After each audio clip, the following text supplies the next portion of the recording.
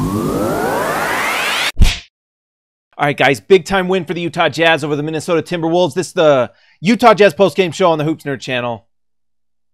It's tough to win home and home. It's tough to win against a team like the Wolves who really kind of counter what the Jazz do really well. Karl Anthony Towns is a monster, and his ability to shoot the three is incredible. I don't know if I could be wrong. Let me know in the comments, Wolves fan, but I believe he is the best three-point shooter on the Wolves. If not, it's someone, that I don't know, maybe Tolliver, I think. But the Jazz just pulled out a big-time victory in a game they honestly did not play particularly well, especially in the first half. Donovan started the game 3 for 14, ends it like 10 for 22 with, 29 points for Donovan.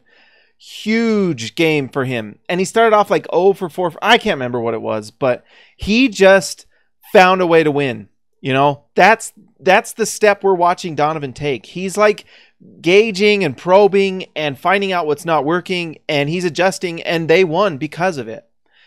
Rudy Gobert was a monster again. He just frustrates everyone he goes against. Will be frustrated against Rudy. Karl Anthony Towns is one of those guys that really scares me as the Jazz. That's why I'm like praying the Wolves never get to the playoffs, because they just really match up well against Utah. His spacing really causes problems.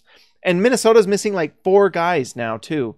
Like, how good are they going to be when Covington comes back and that defense gets shored up even more?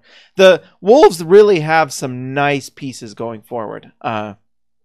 Really nice. Dario Saric, I've heard people say that Wolves fans, are you fans of Dario Saric? Because you can trade him to Utah. He's good. He'll get better. I don't know what the deal is, if Wolves fans like him or don't, but he's really good. And he was a big reason why the Sixers haven't taken a big step this year, because he provided spacing and shooting that they needed. But yeah, like we said, Donovan was huge tonight. Rudy Gobert was fantastic.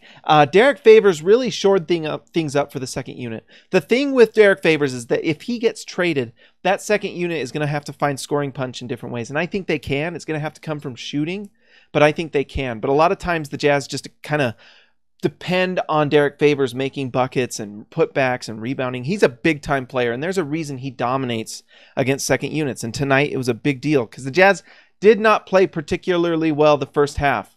Second half did really well. Ricky Rubio had a nice night tonight. 0 turnovers. Ricky Rubio had a swing at one point. I think he made a bucket and then a steal and a bucket, and he was huge for Utah. The other player I really like, George Niang. He's going to be a big-time player for Utah and probably a big-time player off the bench if Derek Favors gets traded. Guys, I can't speak very well tonight. I don't know why. But like and subscribe this video. I might actually put a link into my t-shirt shop for you guys. Those of you who have been asking about t-shirts, I will put in the link. Go click on that and buy a t-shirt. Talk to you later.